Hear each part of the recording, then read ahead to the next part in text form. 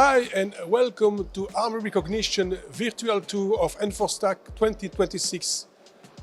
I am Chief Editor Alain Servas, and today we are inside of one of the most important security events in the world, highlighting the latest innovation and technology of police forces and law enforcement in the worldwide military operation.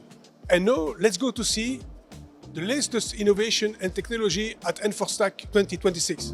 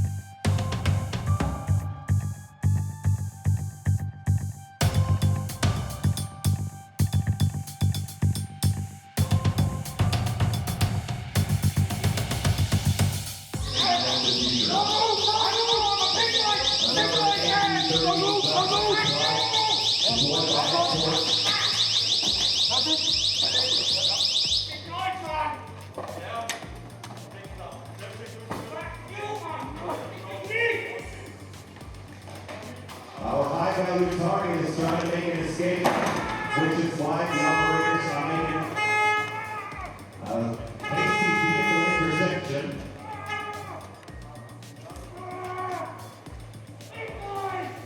The operators are using tactical flashlights, the TA-30D